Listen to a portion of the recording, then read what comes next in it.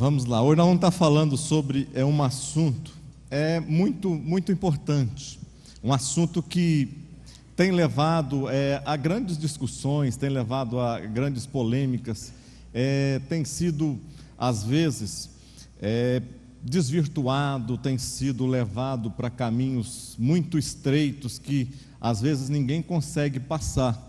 Então nós vamos estar falando sobre algumas coisas para se ter um relacionamento duradouro. Você está com a sua revista aí? Se você não tivesse, não pegou a revista, pode abrir a sua Bíblia também, lá na carta aos Efésios, no capítulo de número 5. Nós vamos estar falando algumas coisas aqui a respeito disso. Mas eu acho interessante que olha só o textuário da nossa lição, ela diz assim, olha, sujeitando-vos o quê? Uns aos outros no temor de quem? Do Senhor, né? Ou seja, isso aqui é algo especial que vai estar fazendo com que, às vezes, as nossas relações, cada dia mais, venham dar certo, se nós seguirmos isso que está aqui. Mas por falar em casamento, quais as estatísticas que nós temos sobre casamentos no Brasil hoje, no país hoje? Vocês sabem mais ou menos quanto que estão as estatísticas de casamentos, descasamento, recasamento de novo? Como é que está estas coisas? Eu estava dando uma olhada para nós basearmos um pouco. Está dizendo que, fazendo uma pesquisa, tanto o IBGE como a revista Veja, e esta revista tem base com o ano de 2007, com projeção para agora, para o ano de 2010. O que acontece? Que 90% das pessoas que se casam a primeira vez, 90% de todas as pessoas que se casam a primeira vez, no coração delas, elas têm como o casamento a coisa mais importante da sua vida, acima de coisas como trabalho, sob profissão, acima até mesmo de ter filhos, de abrir mão e ter filhos. Elas acreditam, 90%, que o casamento é algo precioso na vida delas. Eu pergunto para vocês, se tantas pessoas acham, se todas, praticamente a totalidade das pessoas acham o casamento algo tão importante, por que então que tantas pessoas hoje não estão ficando casadas?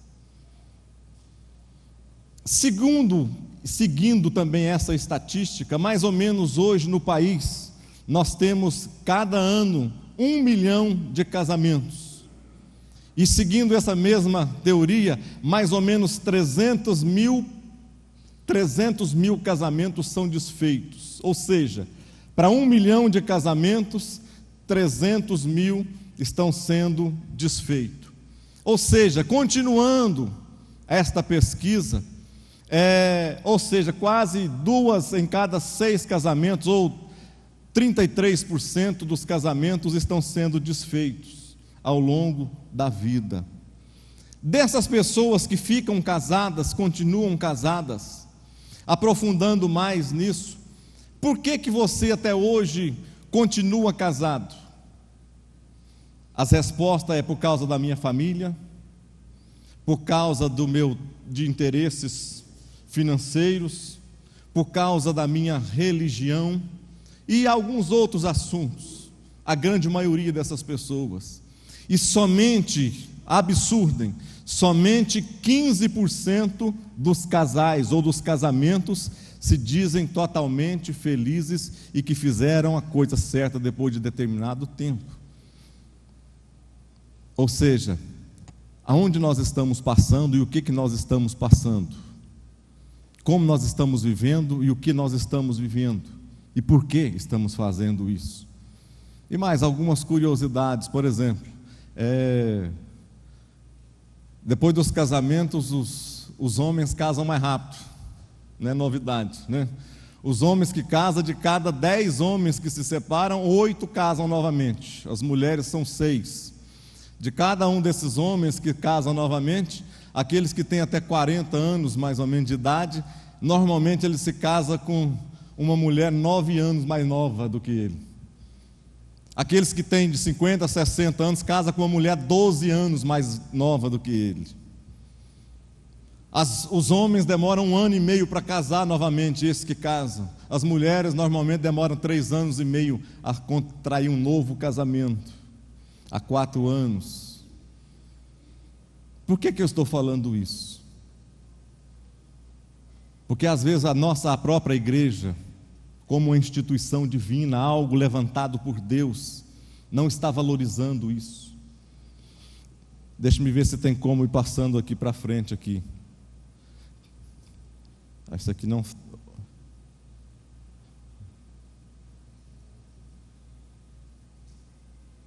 Deixa eu ir colocando aqui, irmãos, para a gente discutir. Por que tantos casamentos não dão certo? Por que vocês acham que os casamentos não dão certo? Ah, pastor, por causa da minha esposa. Ah, pastor, por causa do meu marido. Ah, por causa da cunhada, por causa do cunhado, por causa do menino, por causa disso, por causa de uma coisa. Irmão, sem você querer uma análise bem simplista, você sabe por que a grande maioria dos casamentos não dão certo? Olhem para mim. Você sabe por que a grande maioria dos casamentos não dão certo? Por causa do pecado. Que isso, pastor? Por causa de pecado, exatamente. Casamento é um relacionamento a dois. E todo relacionamento que se começa, o pecado sempre tem entrado. O que isso significa? Significa que às vezes nós estamos dando legalidade a coisas tão simples e não importando com as coisas às vezes que Deus tem colocado para a gente fazer. Às vezes os casamentos e os relacionamentos estão se tornando fracassados porque o relacionamento das próprias pessoas com Deus estão fracassados.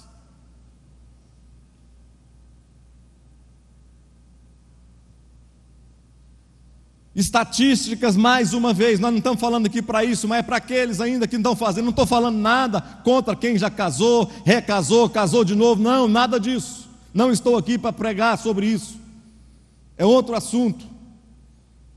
Mas as estatísticas dizem também que a pessoa que ela casa, descasa, e a chance dela ter então o primeiro casamento de não dar certo é 30%, 33% de não dar certo um primeiro casamento. Mas a chance que ela tem de unir de novo em um segundo casamento, de não dar certo, passa para mais de 50%.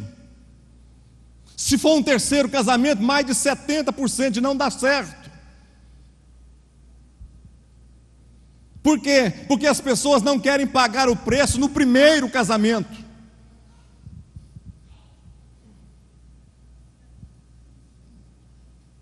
Tudo bem aí?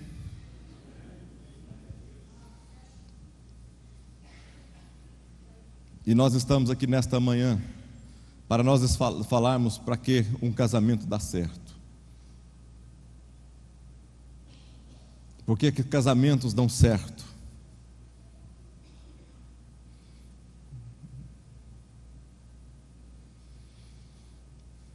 Temos que fazer o nosso casamento dar certo.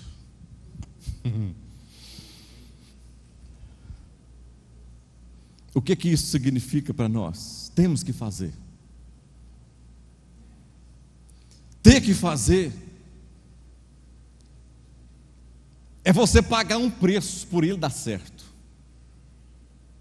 Você quando quer abrir uma empresa, você quando quer fazer qualquer outra coisa, uma faculdade, quer fazer investimento, quer trabalhar, arrumar um emprego, na realidade você se capacita para fazer tal coisa. Você se adequa, você se prepara, você paga um preço para chegar a esse objetivo. Por que então que hoje nós não estamos fazendo isso com os nossos casamentos? Ou seja, pagando o devido preço para que ele fique de pé, continue de pé, permaneça de pé e seja um casamento feliz. A Bíblia diz: goza a vida com a mulher que o quê? Que amas. Quantos dias? goza a vida com as mulheres que ama, é isso? Com a mulher que ama e faz o quê? Todos os dias da tua vida, ou seja, isso é para ser por todo sempre. Gozar é o que? Ter alegria. Gozar é o que? É você chegar de um dia pleno de trabalho, com tristeza, com rancor, com mágoa no coração das pessoas, de tudo que você está fazendo. É você chegar, poder entrar dentro da sua casa e chegar e ter alegria na sua casa e na sua família.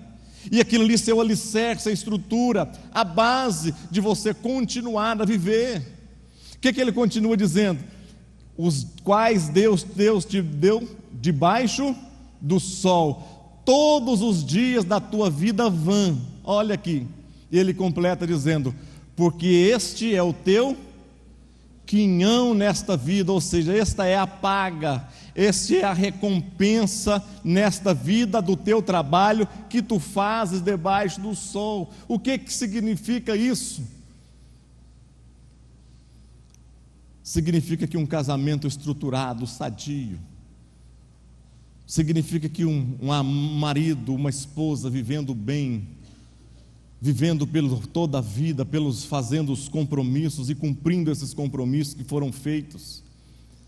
O próprio Deus está dizendo que um casamento, um relacionamento desse tipo, porque a nossa vida, Ele está dizendo ali, dá para nós entendermos que a nossa vida não seria fácil, que seria uma vida às vezes vã, às vezes uma vida vazia, sem sentido, mas quando você tem um casamento estruturado, isso se torna a recompensa por todas essas futilidades.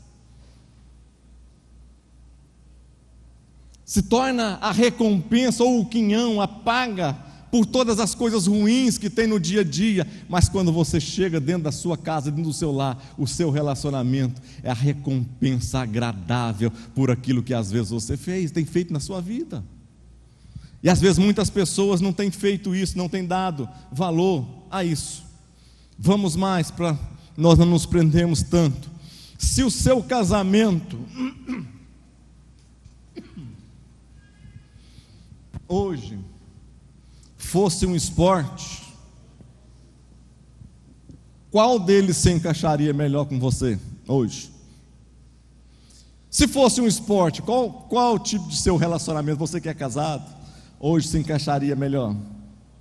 Pastor, boxe talvez? Quem sabe vale tudo? Luta livre, arremesso de peso, né? Pastor, quem sabe aquele joguinho boliche que arrebenta tudo, vai assim, traga tudo de uma vez? Que tipo seria? Talvez se fosse um esporte, talvez a melhor coisa e o melhor tipo, a melhor definição para nós hoje seriam os esportes coletivos, não seriam esportes individuais. Se a sua casa, se o seu relacionamento, se a sua estrutura familiar fosse um esporte, ele teria que ser um esporte coletivo, onde todos dependem de um fim para chegar a um fim, ao mesmo fim, onde todos trabalham e executam para chegarem às mesmas coisas, os mesmos sonhos, as mesmas aspirações. A vontade de Deus para a minha vida e para a sua vida é que seja desta maneira, que os nossos casamentos, nossos relacionamentos, eles tenham a prioridade, eles tenham a estrutura de tal maneira que as pessoas, mesmo as não crentes, as pessoas descrentes possam olhar para a minha vida, possam olhar para a sua vida, e sem você pregar uma palavra sequer para ele, mas ele olhar como que a sua família, lá no seu vizinho, você que às vezes pensa que ninguém escuta, né? Às vezes você que às vezes pensa que nenhum dos empregados, nenhum dos seus companheiros de trabalho escuta, mas as pessoas estão de olho em nós, principalmente nós que nos chamamos de cristãos. Os olhos das pessoas estão sobre nós para saber se aquilo que as igrejas que nós vamos pregam, para saber se aquilo que nós falamos condiz quando nós não estamos lá dentro da igreja com os nossos atos lá fora. A vontade de Deus é essa, que cada vez mais a nossa vida seja estruturada e que a nossa família possa servir de testemunho para ganhar pessoas, às vezes sem uma única palavra sair da nossa boca. As pessoas olharem para nós, realmente, se a vida dessa família é dessa maneira, eu que estou com a família desestruturada. Eles são crentes, evidentemente eles devem servir a algum Deus que deve fazer alguma coisa diferente na vida dele, porque isso não é normal, não é comum. E é somente Deus mesmo que é capaz de nos dar essa estrutura, de nos alicerçar, nos dar força para superarmos obstáculos que no dia a dia do casamento tem, todos têm. Não é só no seu, não, no meu também tem. Diga glória a Deus. Leis que regem o casamento, lá no item 1. Leis que regem o casamento. Primeira coisa, o que se entende por leis? O que se entende por leis? O que são leis?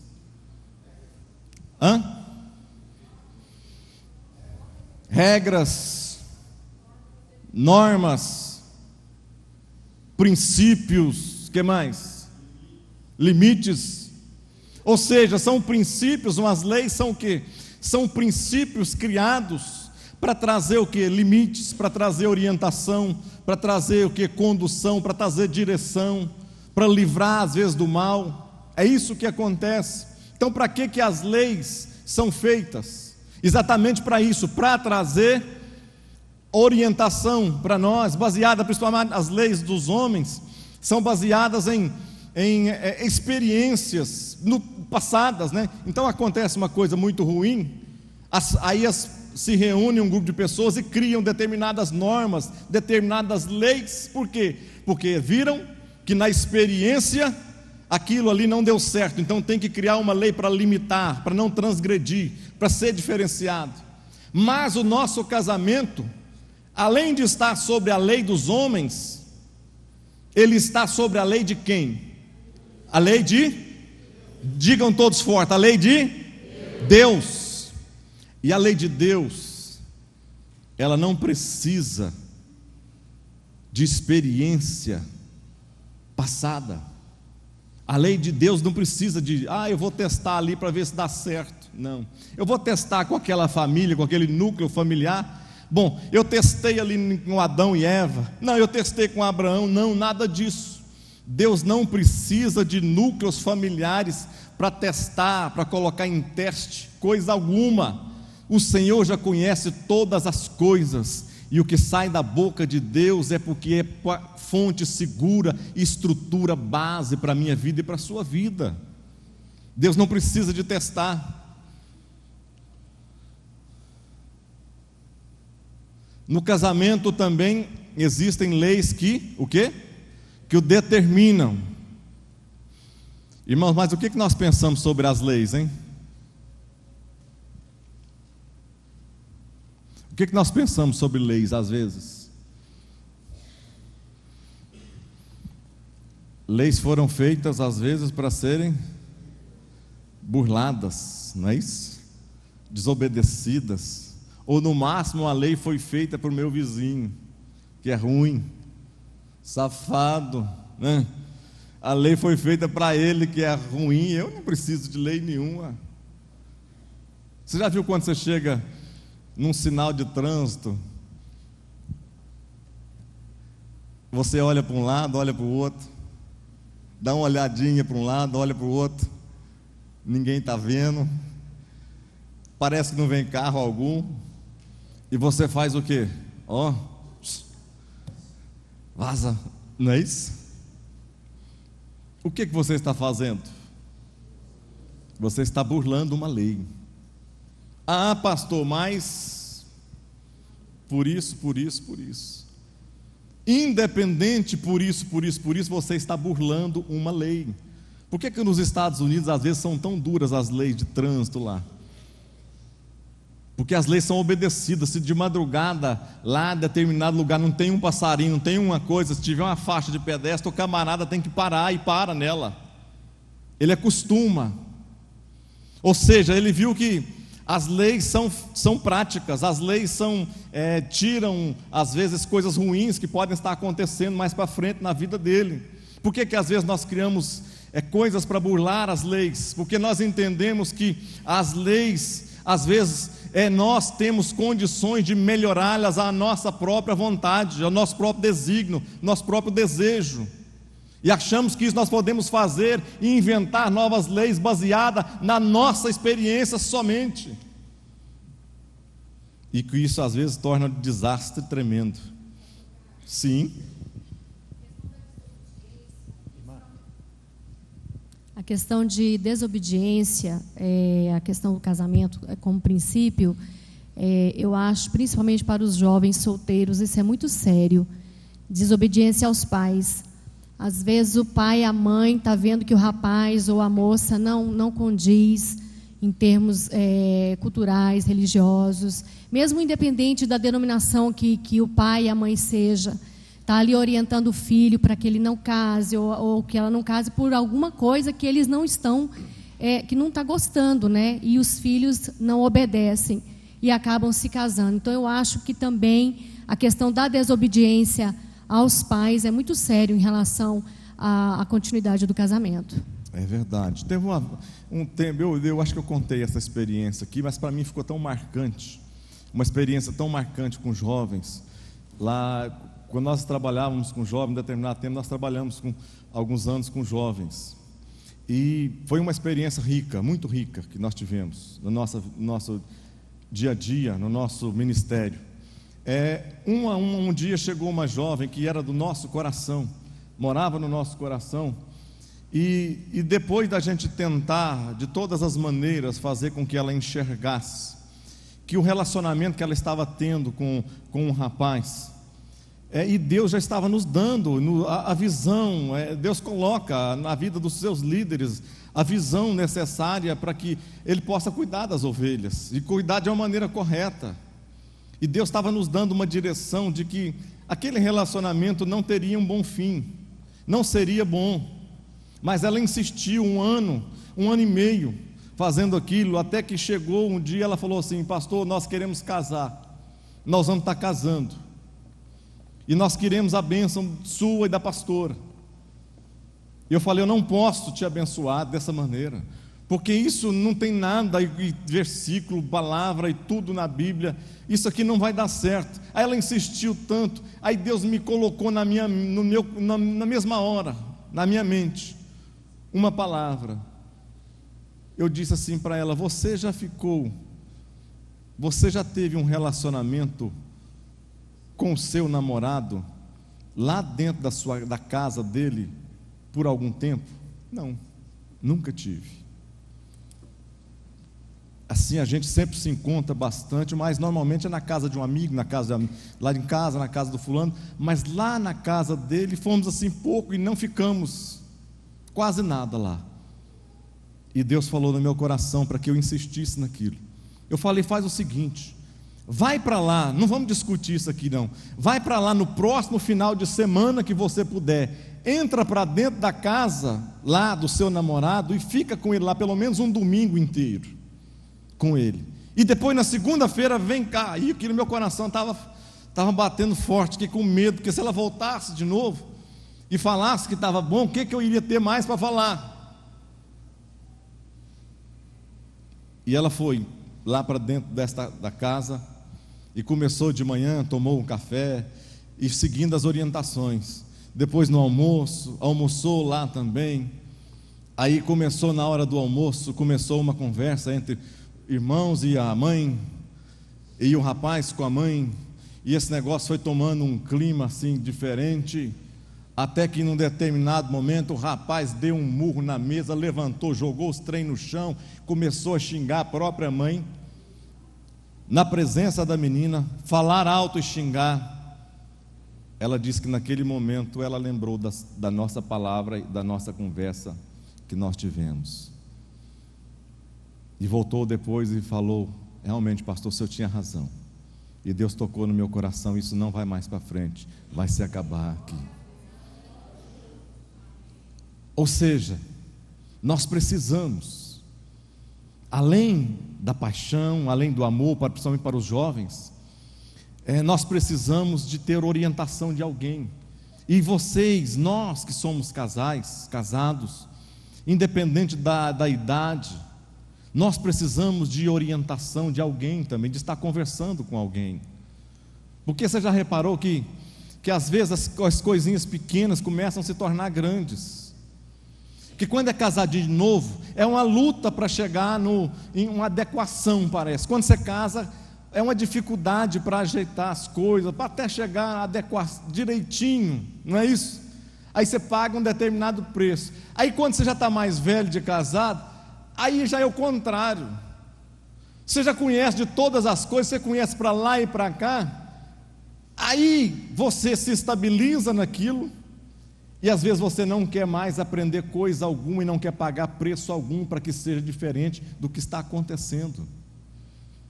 Você conhece antes da sua mulher abrir a boca, você já sabe o que ela vai falar. Eu conheço. A Marisete, com 2 palavras que ela começa a falar, eu já sei aonde vai dar. Depois de 10 palavras, depois eu sei onde vai dar.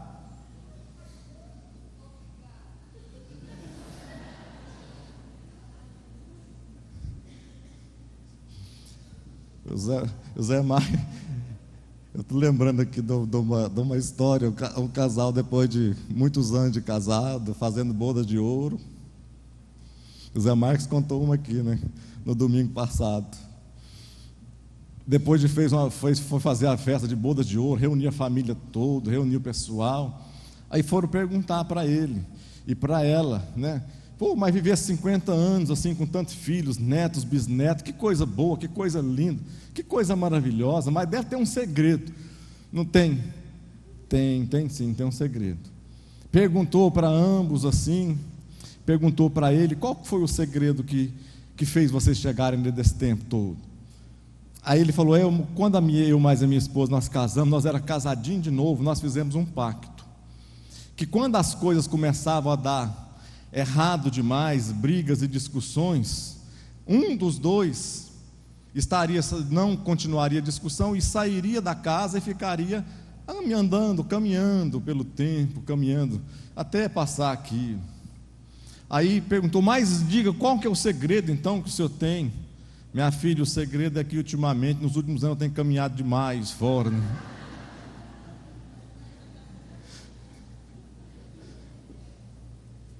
Sim, Márcio. A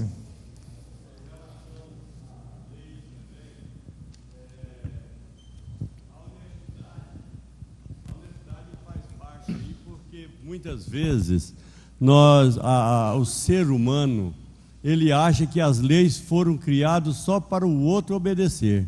Isso. Ele acha que a lei não é para ele. No casamento, da mesma forma. As leis, o marido acha que as leis foram criadas para a mulher acha que foi para o homem, e nessa teimosia, nessa desonestidade, que isso é ser desonesto, né? Achar que a lei não é para ele, é para o outro. Sempre o outro. Isso aí que traz muito atraso no casamento, traz muita desarmonia, e também até mesmo na vida cotidiana, no trabalho, em tudo. A honestidade, ela é campeã para corrigir essas falhas. É verdade, isso. 1.1, aspecto da lei relacionado à mulher. Vamos lá, falar sobre a mulher um pouquinho. Abra sua Bíblia, Gênesis 3, 9 até o verso 17.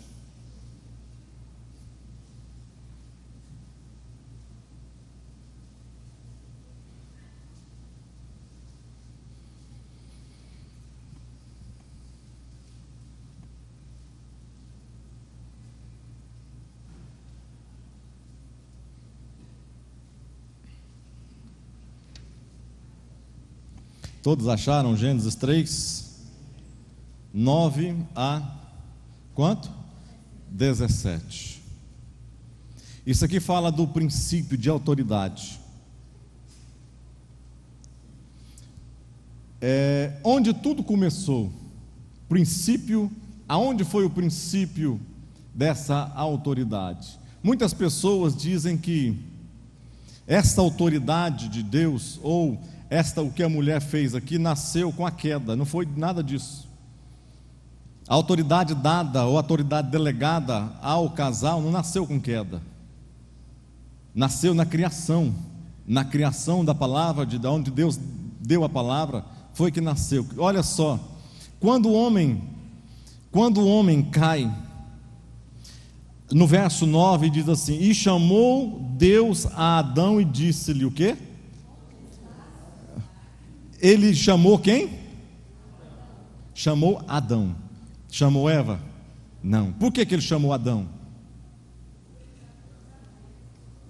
Porque Adão era que tinha o princípio de autoridade sobre ele. A Adão foi dada a autoridade sobre todas as coisas. A mulher foi criada para ser a sua ajudadora, a sua companheira, aquela que tinha uma missão juntamente com ele. Então, quando Deus chama a autoridade às pessoas, Ele chama primeiro Adão. Ele não chama os dois.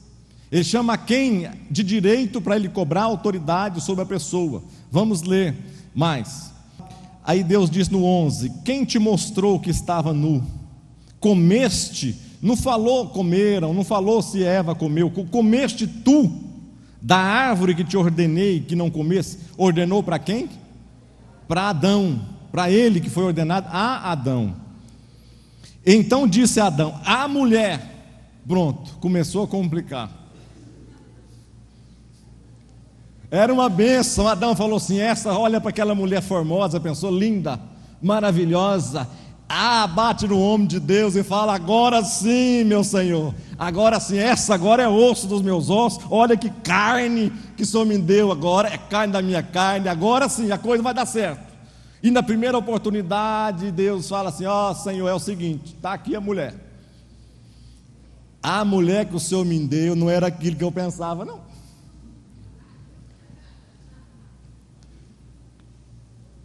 É a mulher que é culpada do que está acontecendo com a gente hoje.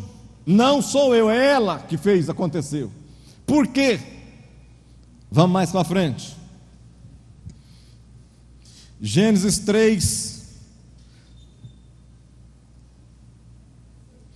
3:13 diz assim: e disse o Senhor à mulher. Deus perguntou assim à mulher, 3:13: por que fizeste o quê?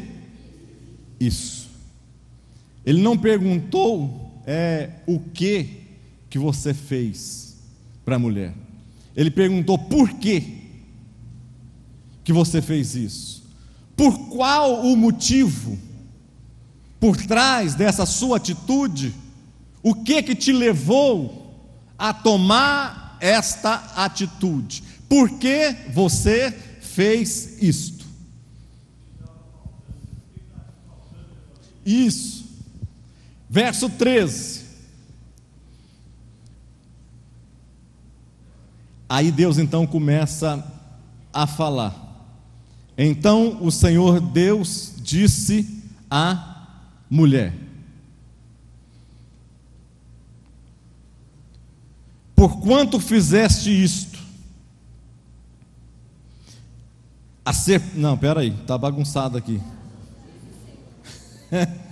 Já está chamando a mulher de serpente, já está bagunçando o negócio tudo aqui. Então Deus diz: calma que vou organizar aqui na minha Bíblia. Na minha Bíblia não está escrito assim, não. Pastor Carlos? Sim. Pastor Carlos, voltando um pouco na conversa de Deus com Adão, é possível que, se Adão assumisse a responsabilidade, Deus não comesse a maçã que foi dada por Eva, Deus perdoasse também a Eva? Se o quê? Se Adão não aceitasse a proposta da Eva e não se confirmasse o erro ali, né? Uhum. E ele fosse obediente a Deus e não comesse, ficando o erro somente por parte de Eva. Certo. possivelmente Deus perdoaria Eva? Com certeza perdoaria. Com certeza. Não tem falta. Quando nós chegamos diante de Deus, entenda uma coisa: não tem coisas que Deus não perdoa. Não existe nada que é imperdoável para Deus. Todas as coisas Deus perdoa. Agora, todas as coisas, todo erro tem as suas consequências. Todo erro tem o seu preço a ser pago. Deus perdoa, mas às vezes chega algum determinado momento, conforme o erro de determinadas pessoas, que ele está tão arraigado no seu erro, que o Espírito Santo já não consegue mais movê-lo ou dissuadi-lo do seu pecado, e aí ele não vai chegar a Deus mais, ele não dá conta de chegar diante de Deus de coração quebrantado e falar: Deus, me perdoa. Porque todas as vezes que ele conseguir fazer isso, Deus vai perdoá-lo. Mas vai chegar um momento de determinadas pessoas que, conforme for o erro, ele não consegue chegar diante dele, porque o Espírito Santo já não tem mais, ele não deixa mais, já está tão empedrecido o coração dele, empedernido, que o coração dele já não consegue mais se abrir. Então, deixa eu voltar aqui, porque tem algumas coisas interessantes para a gente ver aqui. Vai lá no verso 16 só. Não vou ver muitos aqui não. Lá no verso 16, está dizendo assim, olha ali: multiplicarei isto aqui agora. Foi para a mulher, foi uma maldição, mas não significa que esta maldição nasceu aqui também. Simplesmente Deus a aumentou nisso daqui. E disse Deus à mulher: multiplicarei grandemente a tua dor. Ou seja, Deus colocou a mais esta dor, e a tua concepção, conceição, a palavra está na Bíblia também, essa palavra não me soa bem, mas é o que está escrito em todas as traduções, mais é essa conceição, não é o nome de uma mulher, é de conceber, é do verbo conceber, né? Mas vamos lá: e a tua conceição, com dor darás o quê? À luz filhos. E olha aqui: e o seu desejo, o quê? Será para o teu marido, e ele te dominará. Ou seja, não foi nesse momento aqui simplesmente que Deus falou que o marido seria cabeça, não. Aqui Deus aumentou a quantidade e o poder da autoridade que estava dando. Por quê? Olha só, essa palavra desejo, ela só ocorre em 3 lugares na Bíblia. Nesse lugar, lá em Gênesis 4, 7, se não me engano, onde Deus fala para Caim: o seu desejo será para você e sobre ele dominará, quando ele está tentando matar o seu irmão Abel. E lá em Cantares 7, verso 10, que está dizendo: o que esta palavra quer dizer, desejo? Essa palavra está querendo falar o seguinte: e a sua maneira você está tentando suplantar. Ou seja, você está querendo ir além do que foi dado a você. O seu desejo, sua vontade está extrapolando o limite que foi dado a você. O que isso significa aqui? Que a mulher Eva, no coração dela, não era simplesmente o desejo de ter desejo, não é um desejo carnal, nada disso. É o desejo de estar suplantando a autoridade que foi dada a Adão. Quando Eva peca, não foi simplesmente um pecado simplesmente de comer, um ato em si, que as pessoas falam que tanta bobagem, mas não foi isso. O desejo no coração de Eva, que estava aqui, era simplesmente de querer suplantar a autoridade dada a Deus, a Adão. Ou seja, ela falou, porque quando o diabo estava tentando e fazendo a tentação, a Bíblia, o diabo disse assim: no dia em que comeres, conversando, o dia que você comer, você será o quê? Igual a Deus. Esta palavra foi sugestionada pelo inimigo, por Satanás, pelo cão. E todas as vezes agora que, depois disto aqui, depois desse acontecimento aqui, a terra ficou totalmente fora da sua qualidade normal, da sua maneira como deveria ser conduzida. Então a humanidade então começou a caminhar nesse caos, cada um buscando a autoridade além daquilo que foi delegado para ele, além daquilo a qual foi dada a esta pessoa. Quando no verso, lá em Efésios 5, 22, Efésios 5, 22, diz assim: vós mulheres, o quê? Sujeitai-vos a vossos maridos como ao Senhor. O que é sujeitar? O que é sujeitar? Se submeter, atender. Na realidade é uma obediência consciente, entendeu? O que é se sujeitar? É uma obediência consciente, eu acredito. De que maneira? Não é aquela coisa que você um pai pede para o filho: meu filho, vai lá no armazém e compra lá 5 quilos de carne.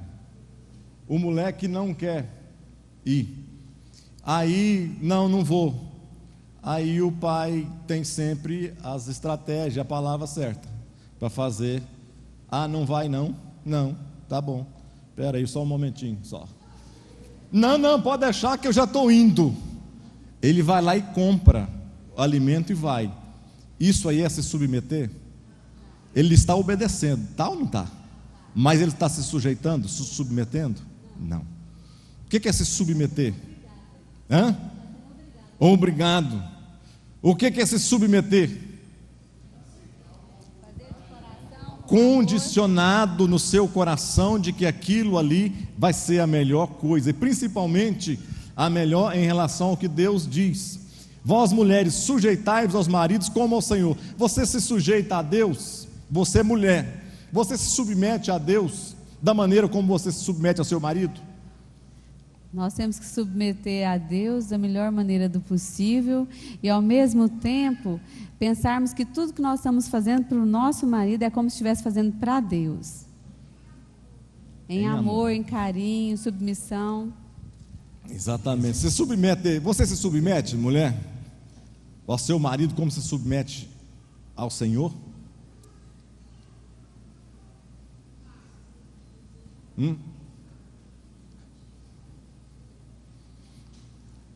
Você se submete? Esta relação condiz? É igual? Essa relação tem parcimônia nela? Essa relação tem pesos e medidas equivalentes? Não tem. Porque a Deus, você olha da mesma maneira, você se submete a Deus que você não vê, que você não enxerga, que você aceita pela fé. Você tem uma relação com Deus. Você não aceita por imposição, porque você quer ser crente. Você vai ser crente, mulher, crente. É assim que acontecem as coisas? É assim que Deus faz com você? A partir de hoje você vai ser crente. Vai sim.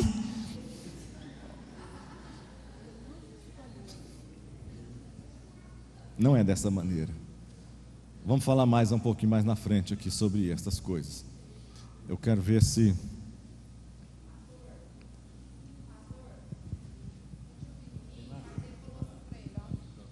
Essa questão da submissão. Tinha um pai, aí ele falou assim pro filho dele: senta.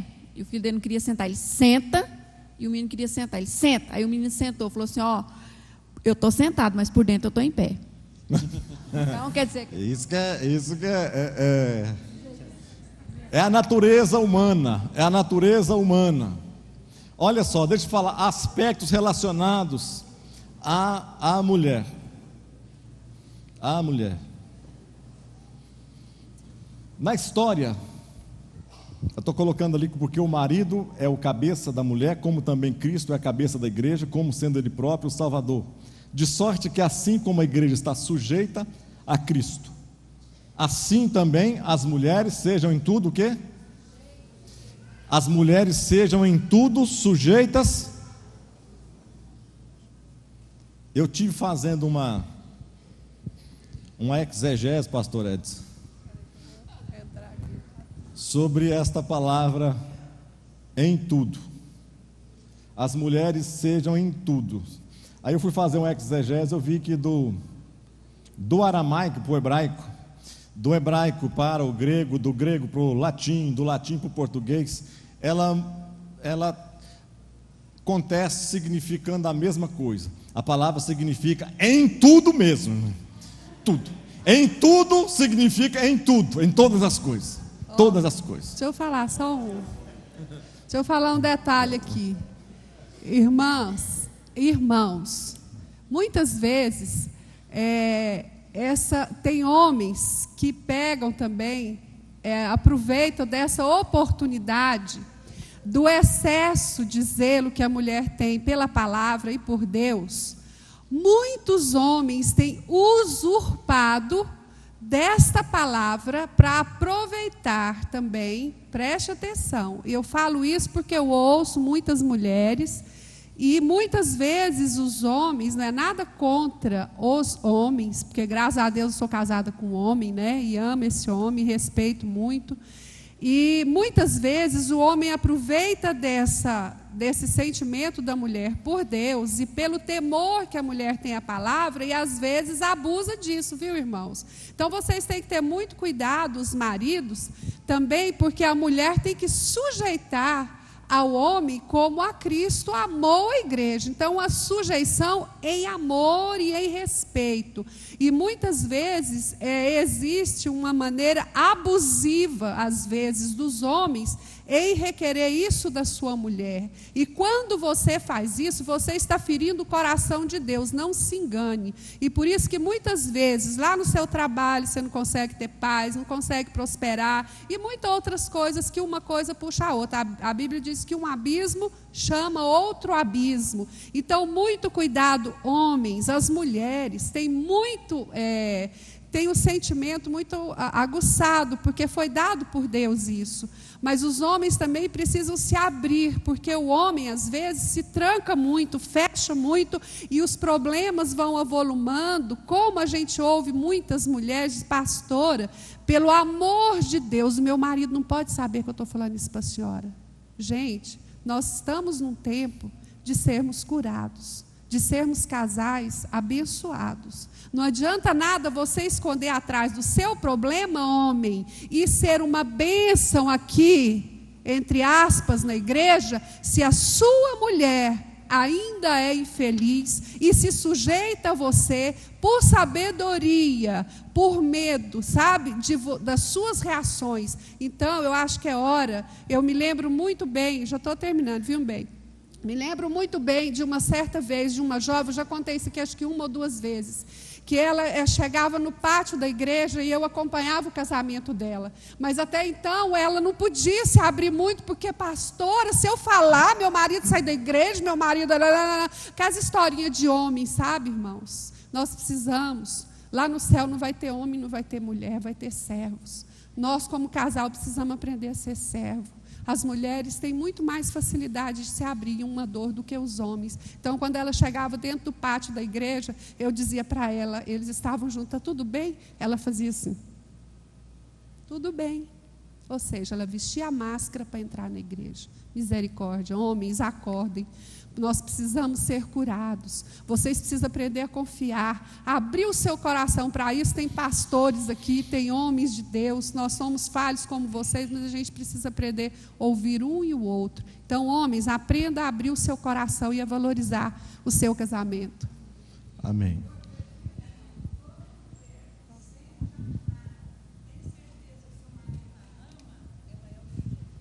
É isso. Essa é a conclusão de tudo, né? Pode voltar, pode falar, pode voltar a falar.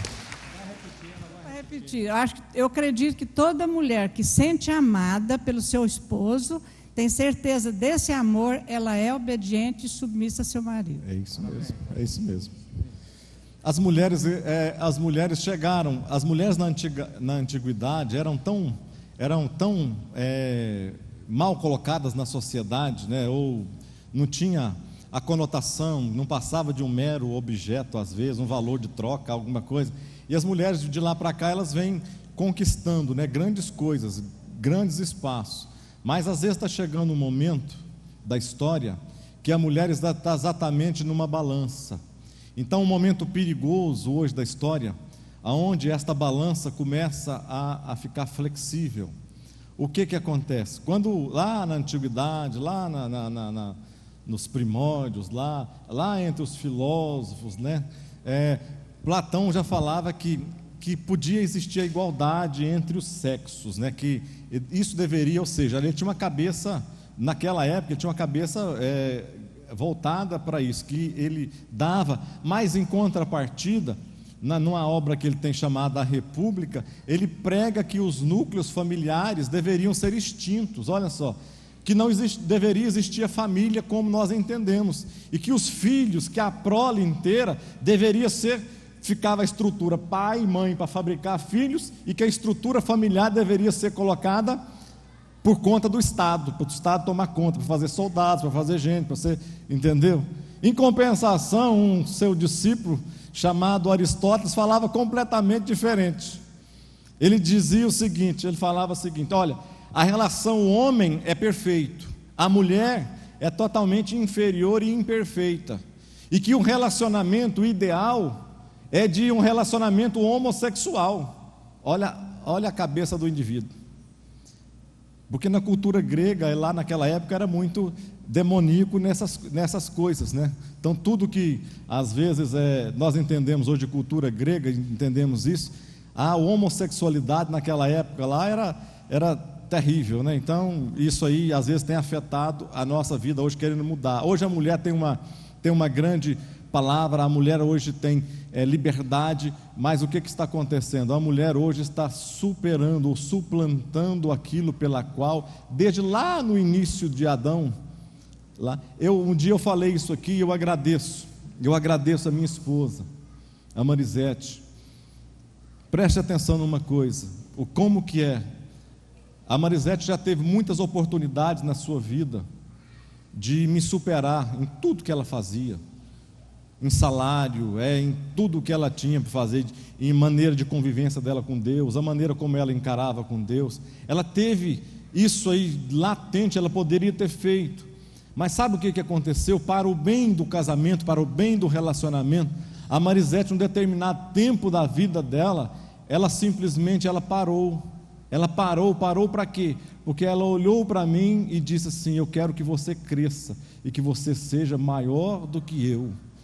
Ou seja, ela olhou para a nossa relação familiar e ela encontrou que, como eu estava às vezes nos sentindo lá embaixo e ela estava lá em cima, ela falou: esse trem não pode dar certo, esse trem não vai dar certo dessa maneira. O que ela fez então? Ela esperou e me chamava, conduzia para que eu pudesse crescer juntamente com ela e que juntos caminhássemos. E às vezes o que acontece, às vezes em seios familiares, núcleos familiares, que a gente tem visto ultimamente, é exatamente o contrário. A mulher quer crescer, mas ao mesmo tempo ela quer mostrar que ela é maior, que ela é superior, que ela é diferente, que ela tem autoridade, que ela tem poder nas mãos. Isso é do diabo, irmãos, isso não é coisa do diabo. Uma mulher me perguntou: e a senhora se anulou? Eu disse: não, eu fui para a presença do Senhor. Eu descobri que Deus é soberano e Ele é muito maior do que as minhas necessidades. Eu fui para os pés do Senhor e clamei a Deus. Deus, o meu esposo é o cabeça da minha casa, sempre foi responsável demais financeiramente, mas na vida espiritual eu não queria passar na frente do meu esposo. Eu comecei a orar e a clamar a Deus para que Deus tocasse na vida dele. Nós estudamos junto, vencemos junto, e hoje meu marido em sabedoria sobrepõe a minha vida muito mais, e eu louvo a Deus por isso. Então, mulheres, tenham muito cuidado com isso. A senhora não sabe o marido que eu tenho, mas eu sei o Deus que você serve. Dobre o seu joelho, clame a Ele, porque Deus muda situações, se você confiar nele, calar, entra para o quarto. Às vezes eu não podia nem orar na presença dele, porque ele ainda era muito tomezão, sabe? Ele tinha que ver muito para crer, era novo, estava começando com o Senhor, não tinha o sentimento que eu tinha, não tinha a obrigação de ter o sentimento que eu tinha. Uma vez o Senhor falou comigo, eu achava que eu era muito espiritual, que eu orava muito, que eu jejuava, que eu lia a palavra e que ele ia para a fazenda e tinha as coisas.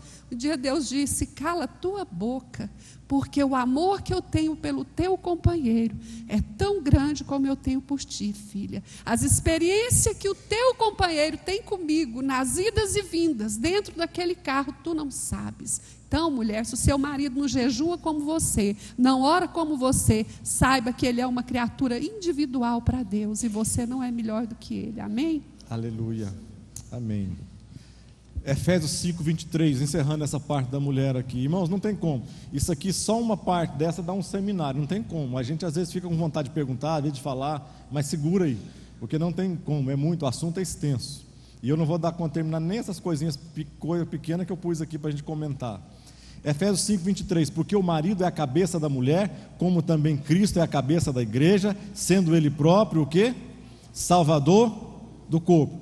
Paulo continua e faz e fortalece essa ideia lá em 1 Coríntios 11:3, onde ele diz que Cristo é o cabeça do homem, Cristo é o cabeça do homem, o homem o cabeça da mulher e Deus o cabeça de Cristo. Ou seja, há uma determinação para todas as coisas. Não significa que, porque o marido é a cabeça, que a mulher sem cabeça, descabiciada, não tem cabeça. Pastor, é verdade, porque minha mulher é uma descabiciada. Se não for eu lá em casa, pastor, só precisa dizer. Não é nada disso. É uma hierarquia espiritual que Deus colocou. Não é que um é maior, não é um que é melhor do que o outro, mas em todo lugar. O pastor Salmo aqui na igreja é melhor do que você? Você acha que o pastor Salmo é melhor do que você? Você acha que eu sou melhor do que você? Você acha que qualquer um dos pastores aqui é melhor do que você? Não. Para mais a facilidade nós entendemos isso, a designação de Deus. Às vezes não estão, às vezes o exemplo não fixa bem, mas é para que você possa entender que não existe aqui, por exemplo, pessoas grandes. Não existe ninguém grande aqui na igreja, não tem nenhuma pessoa que é grande aqui na igreja, mas tem ministérios que são maiores do que os outros. Assim é o que Deus colocou. O ministério do pastor Salmo é o maior ministério que tem aqui nesta igreja, porque Deus assim o quis, Deus assim o aprove fazer. A relacionamento, o Paulo está falando em Coríntios 11:13, ou em Efésios 5:23, porque o marido é a cabeça da mulher, Cristo é o cabeça da igreja, sendo ele próprio o Salvador. Ou seja, há uma hierarquia espiritual, não que um seja melhor do que o outro, mas há uma condição de obediência para que as coisas possam dar certo. Vamos mais para frente. Deixe-me passar aqui e ver aqui a lei relacionada ao homem, ao marido.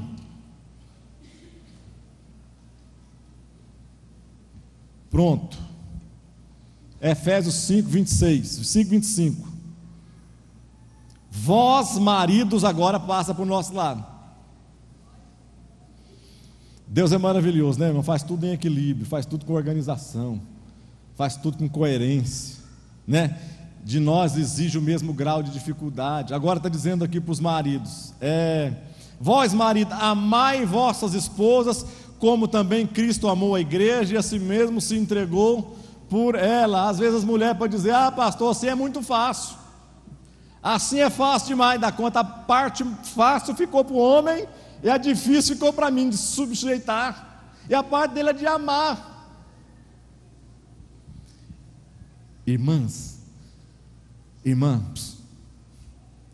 vocês já viram a dificuldade que nós homens temos de expressar o verdadeiro amor?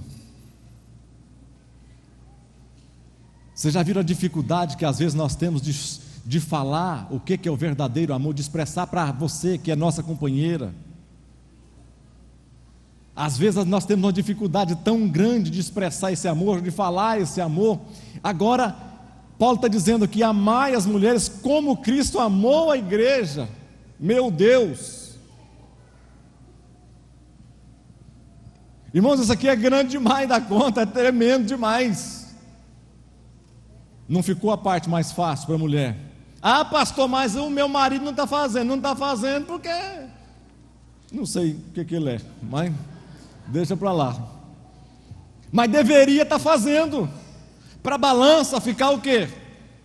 Equilíbrio. E aí chegar naquilo que a irmã falou. Ah, porque se os homens amar as suas esposas coerentemente, biblicamente, do jeito que a Bíblia manda, as mulheres, por consequente, vai fazer o quê? Vai se amar, vai se submeter, vai se sujeitar, vai estar sendo adjutora, companheira sua em todo o tempo. É isso que acontece. E às vezes nós não queremos entender isso, né? Aí, deixa eu ver se tem mais aqui, eu coloquei. Oi?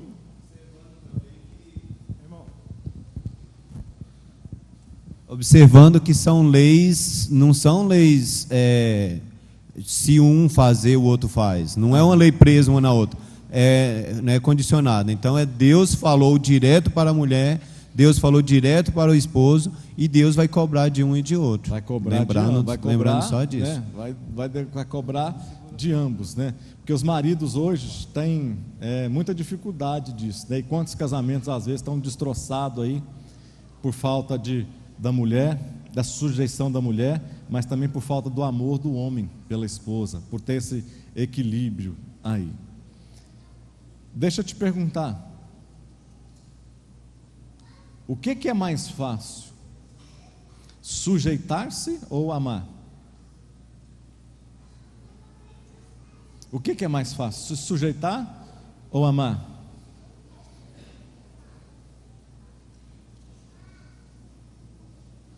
Você tem uma ideia disso?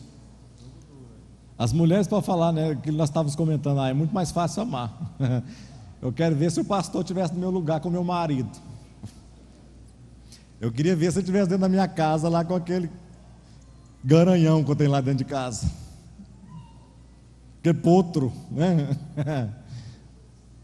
E às vezes o marido pode falar a mesma coisa. Eu queria ver, pastor, o senhor amar aquela que eu tenho lá dentro de casa. Aqui lá nem Cristo ama, pastor.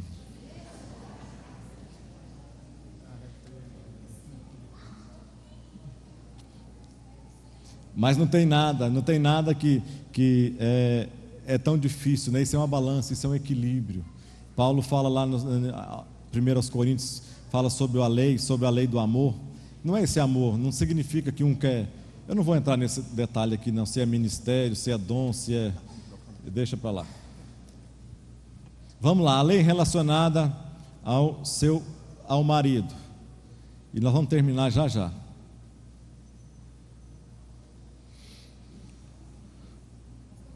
Oi.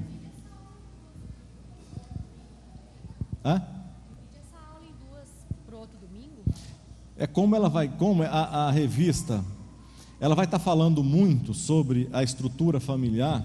Então, às vezes, quem for eu pedi para dar aula domingo que vem, no próximo domingo, aí ele já começa também a entrar, pega o gancho dessa daqui e já passa para outra, entendeu? A lei relacionada ao marido. Primeiro, olha aqui, olha. Cristo amou a igreja como um amor sacrificial, totalmente sem reserva. Esse é o amor nosso, homem. É um amor sacrificial, um amor sem reserva. É um amor desarmado, um amor sem armas na mão. É você entrar nesse relacionamento, você que é homem, machão, totalmente desarmado, totalmente voltado, não para você ter. Eu sempre tenho no meu coração, e eu sempre falo isso para a Marisete, o nosso relacionamento, ele nunca vai poder ser de alguém querer tirar vantagem do outro, ou alguém querer ser vencedor. Preste atenção, alguém ser vitorioso em uma discussão, alguém ser vencedor em uma peleja, alguém ser vitorioso em uma questão levantada, para que o outro seja derrotado. A partir do momento que nós, como casais, fazemos esse tipo de coisa dentro da nossa casa, não tem nenhum dos dois que fica vitorioso, e todos os dois se tornam derrotados. A partir do momento que eu tento provar a minha sabedoria, tento provar a minha inteligência, a minha maneira de ser, impor a minha maneira de ser, isso aqui, a partir desse instante eu estou dizendo que a minha esposa, ela é abaixo de mim, que ela é inferior. A partir do momento que a minha esposa tenta também, em qualquer tipo de coisa, falar e tentar provar isso, ela está entrando numa peleja, e isso não é bom, e isso traz consequências para nós. No verso 29 diz: marido amando sua esposa como a seu próprio corpo, né? Apesar que tem alguns maridos, né? Só o sangue de Jesus, né? Não ama o corpo de jeito nenhum, né? Vou pedir para ficar de pé alguns aqui, para vocês verem que eles não amam o corpo, né? Vou não, né? Fazer isso não. Quanto aos filhos é ordenado honrar e obedecer aos pais. Este é o primeiro mandamento com promessa. Por quê? E pilares que servem de sustentação e transformação de uma casa em um lar. Irmãos, quando a gente fala de obediência dos filhos, agora os filhos entrou aqui, a grande maioria já estão aqui dentro. Na Bíblia, quando você vai ler, e quando vê aquela passagem, aliás, tem poucas, acho que é uma passagem só, única na Bíblia, que fala sobre a infância de Jesus. Fala quando Jesus era adolescente, 12 anos. Fala quando ele foi com seus pais para a festa, não é isso? E lá ele sai do meio dos seus pais e vai conversar com os doutores. Eu acho que é o único lugar na Bíblia que fala da infância de Jesus, ali como filho. Mas uma das coisas que fala é que quando ele volta, a Bíblia diz que e foi-lhes sujeito para Nazaré e era-lhes obediente em tudo. Ou seja, fala tão pouco sobre Jesus, mas uma das coisas que você jovem, você que está aqui nesta manhã pode aprender é, as poucas coisas que fala sobre Jesus, uma das coisas que se fala é, ele era obediente em todas as coisas aos seus pais. Mesmo que seus pais ali, o seu pai no caso ali, não era o seu pai, mas ele era obediente e sujeito em todas as coisas. Pilares que servem de sustentação e transformação de uma casa em lar. Você já viu, irmãos? Quantas pessoas têm casas, né? E poucas, às vezes, não há a grande maioria que tem um lar. É muitas pessoas que têm uma casa cheia, mora com mulher, mora com filho, mas lá continua sendo uma casa. Ainda não transformou num lar. Quais são os pilares desse? Tinha aqui esses dias para trás, agora não está aqui mais. É uma espécie de um tripé: submissão, amor e obediência. Imagina um tripé de sustentar. Aquele que normalmente aqui eu pensei, olhei aqui ver se o da câmera estava aqui. O tripé que sustenta a câmera, ele tem 3 partes. Aquele ali não tem, esse aqui tem, o pedestal tem. Olha aqui, 3 partes. Uma dessas partes aqui é a submissão. Submissão de quem? Submissão de quem, irmãos? Diga: da esposa. A segunda parte desse tripé aqui é o que? É o amor. O amor de quem? Do marido. A terceira parte desse tripé é o que? A obediência. A obediência de quem? Dos filhos, de todo mundo, né? E todos a Deus. Se tirar uma destas partes aqui, se arrancar uma destas partes aqui, eu estou falando de lar. Preste atenção, lar. Não de casa, lar. Se eu arrancar uma dessas partes aqui, o lar é desfeito, destruído. Experimenta ter um filho que você não tem mais autoridade sobre ele, não tem nada. É um lar desestabilizado. Experimenta ter uma pessoa, uma mulher dentro de casa rixosa, terrível. Experimenta ter um marido que não ama, um marido grosseiro, um marido matuto, um marido que só pensa nele, um marido individualista, que só pensa em trabalho. Tira um tripé desse aqui, vai a cair. É tirar um desse aqui e vai abaixo, ou seja, a estrutura rui. Quando nós estamos falando de lá, estas 3 coisas e essas 3 posições é que firmam, sustentam uma casa e transformam ela num lar, torna a harmonia dali. E o amor, eu coloquei o amor no meio, porque o amor parte do homem, do marido. O marido é que dá o sustento, o sustentáculo e a base tanto para a mulher como para o filho, para os filhos, de uma maneira geral. O marido é o esteio, é a pessoa que ela é ouvida, é a pessoa que ela é olhada, é a pessoa que é seguida. É só você olhar para os seus filhos, olhar para a sua família, olhar para as pessoas, você vai ver o papel importante. É só tirar um marido de dentro da estrutura de um lar. Quantas mulheres às vezes estão aqui nesta manhã, que você está descasada, você sabe o que isso significa, ou você casou de novo, você sabe o que isso significa, de ter um filho hoje sem a presença do pai dentro da sua casa, sem a autoridade do pai. Algumas lições para frente, eu acho na lição de número 8 ou lição de número 9, nós vamos estar falando aqui sobre divórcio e novo casamento. Não vamos estar falando para quem está divorciado, não vamos estar falando para quem casou de novo, não, está falando para pessoas que estão casadas, para não acontecer isso, tá certo? Alguém tinha levantado a mão? Sim, meu irmão.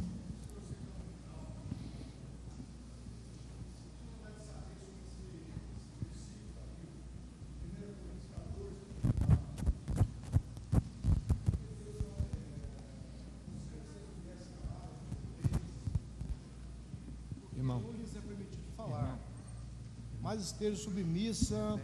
É 1 Coríntios 14:34. Conserve-se as mulheres caladas nas igrejas, porque não lhe é permitido falar, mas estejam submissas, como também a lei o determina. Eu, muito tempo, estou querendo saber sobre isso, pastor. Deixa eu te falar isso pessoalmente, deixa eu te falar isso depois, que terminar a aula, eu te falo, te passo isso aqui, porque senão eu vou ter que dar uma orientação, e aí nós vamos ficar aqui mais bastante tempo aqui também falando sobre isso, mas não vou esquecer e vou te falar. Desempenho de papéis, vou terminar agora, dentro de 2 minutos eu vou terminar.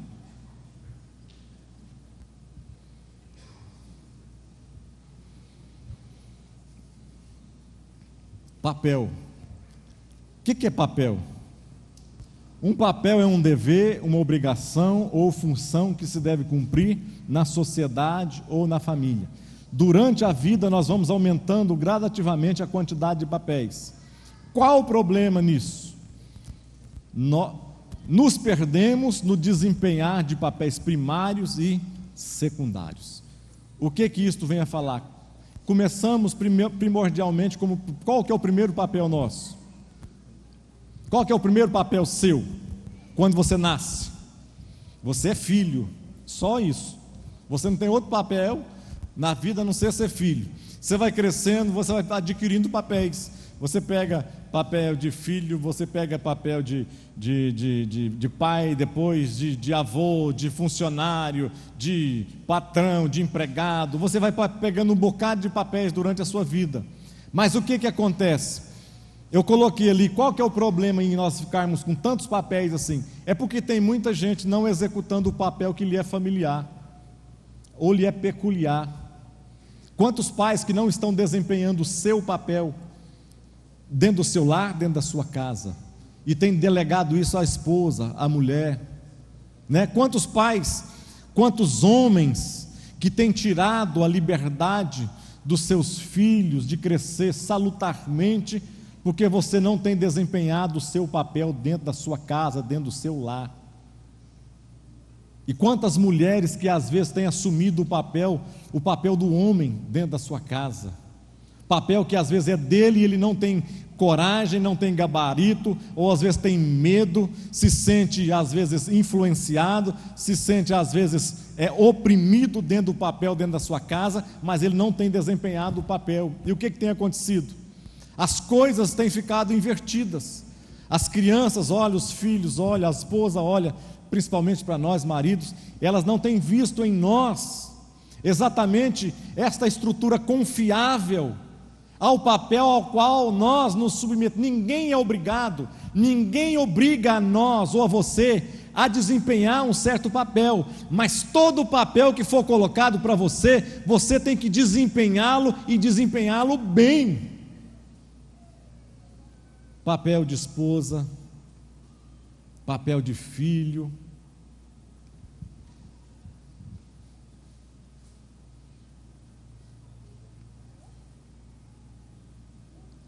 papéis do homem, governo, está na frente.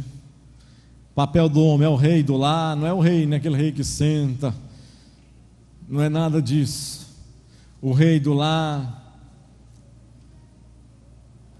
o profeta da família, o sacerdote da casa.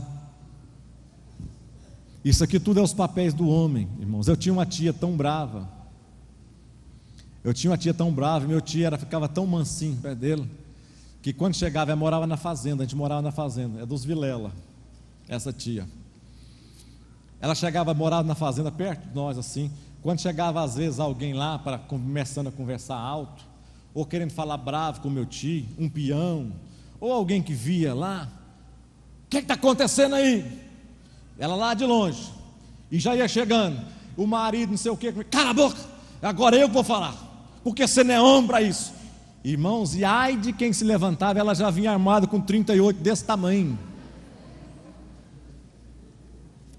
Teve uma vez que um homem foi comprar gado lá, um cara foi comprar gado, ia desentender do negócio de um cheque pré-datado.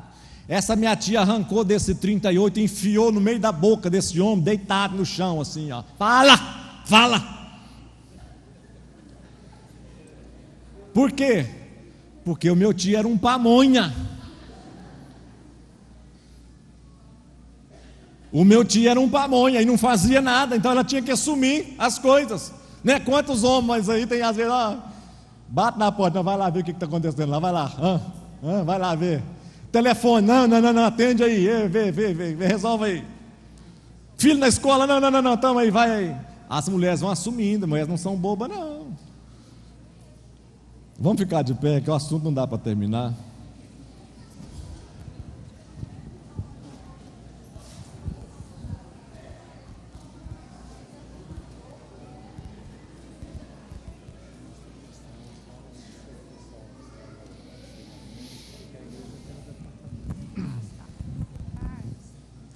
Oi.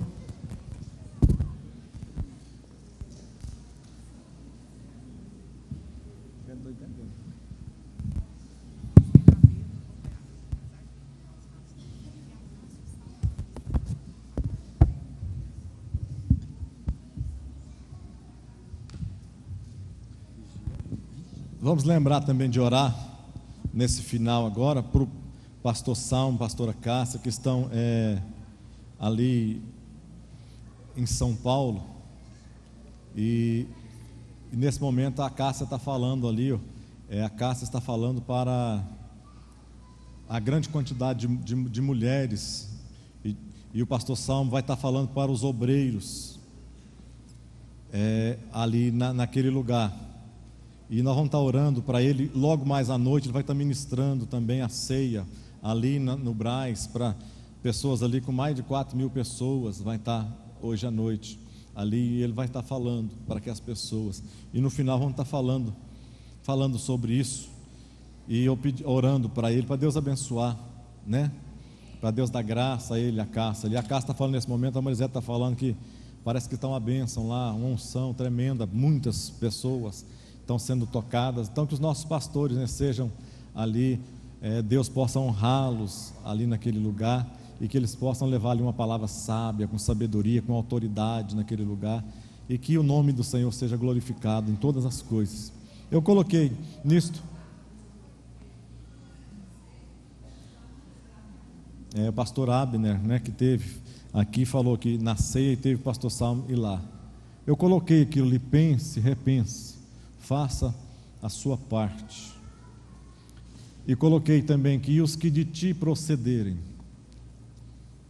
edificarão as antigas ruínas, e levantarás os fundamentos de geração em geração, e chamar-te-ão reparador das roturas e restaurador de veredas para morar. A vontade de Deus para a minha vida, para o meu lar, para o seu lar, é essa. Não importa o quanto às vezes você já foi, o seu lar já foi ruim, não importa se você já foi casado uma vez, não importa se você já fez isso, não estou falando nada disso.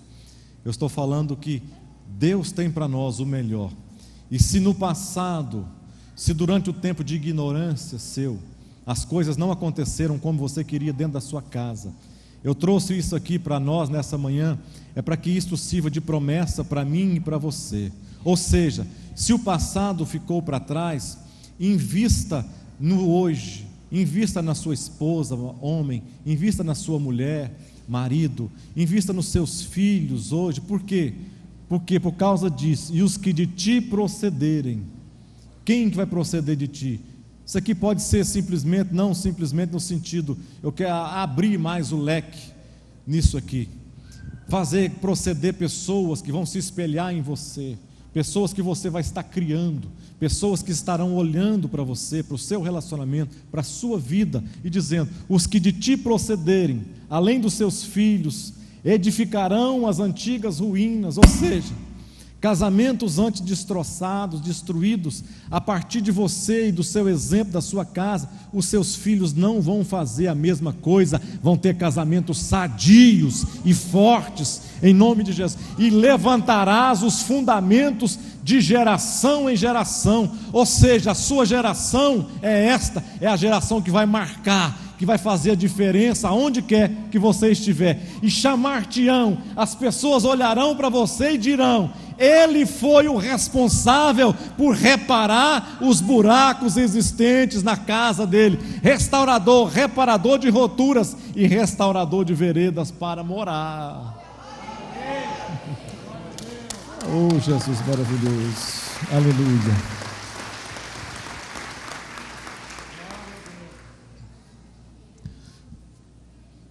Veredas, todos os casais, vem aqui à frente, você que está como casado, você que é casado, às vezes você não está aqui, deixa só os jovens, os solteiros, vem aqui todos vocês, vai ser rápido, eu vou só orar, mas eu quero que essa oração seja aqui na frente.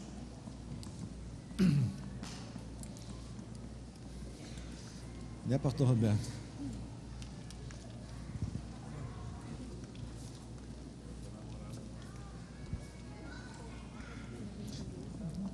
Se você é casado, casada, vem aqui à frente.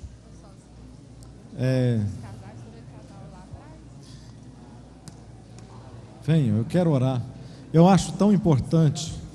Não é importante, eu acho importante o gesto, entendeu? Deus vê não é simplesmente no meio, Deus vê o coração. Como que eu estou vindo aqui, né? Eu me saí lá do meio, eu vim aqui para receber a oração. Deus olha estas coisas.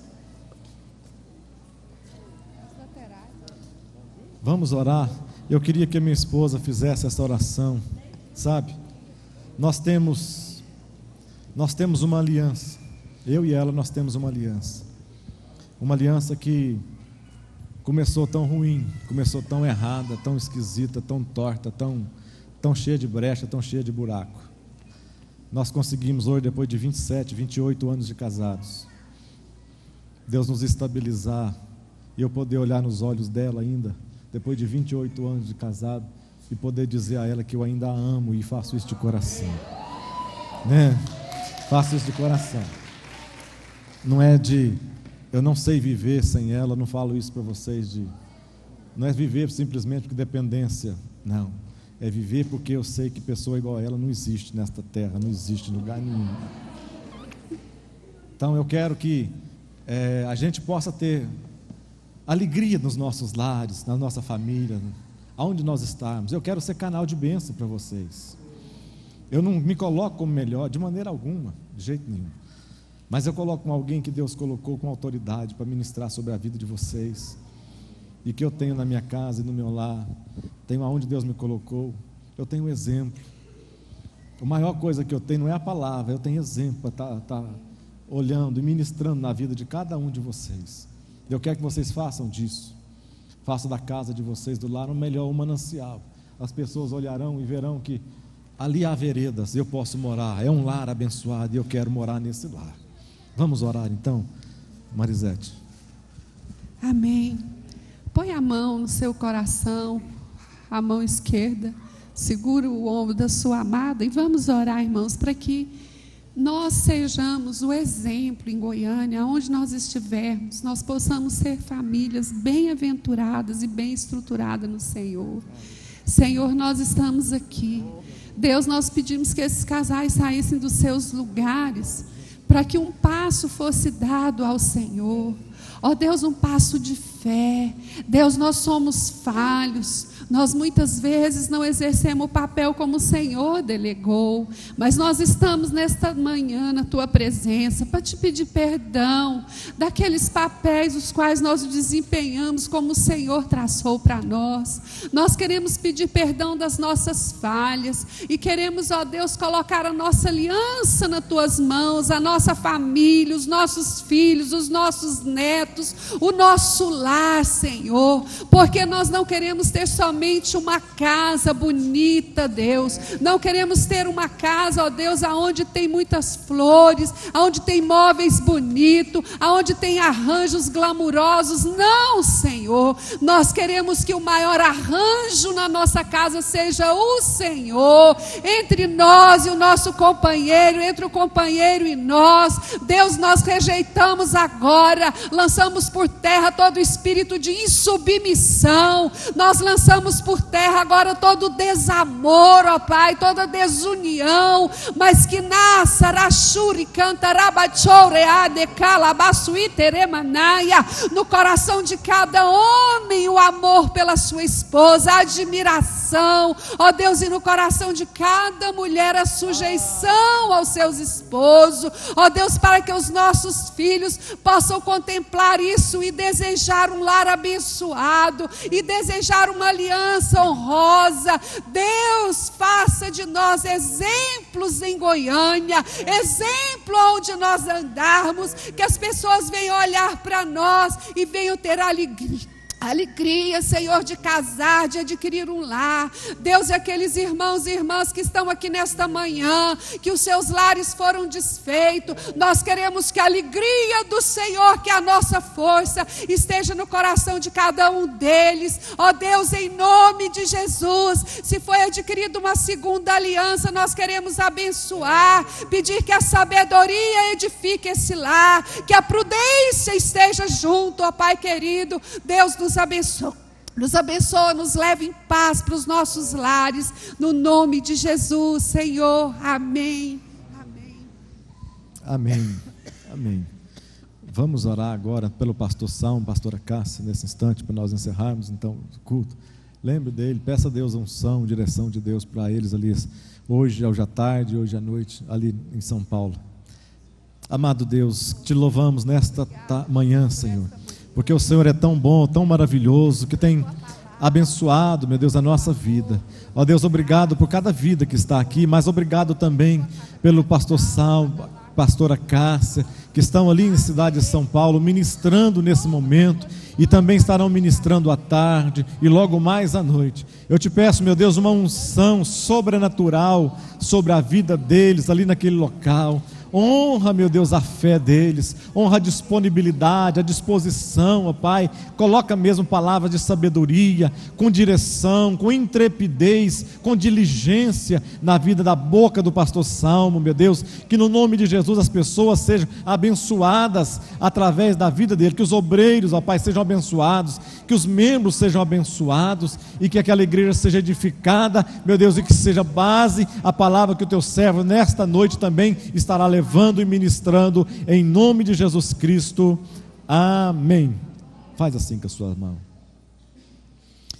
A graça do nosso Senhor e Salvador Jesus Cristo, o grande e maravilhoso amor de Deus, o nosso Pai, e que a consolação do Espírito Santo de Deus, a direção, meu Pai, a honra, meu Deus, a glória que habita no Senhor, que o Senhor nos dê caminhos cada vez melhores, e que cada pessoa, que cada lar aqui representado nesta manhã, receba do Senhor a direção correta, anula todo o projeto do diabo na vida dos teus servos, e dê a eles casamentos felizes, porque o Senhor é aquele que nos guia em toda a sabedoria, em nome de Jesus, assim seja, desde agora e para todo sempre, em nome de Jesus, amém, amém.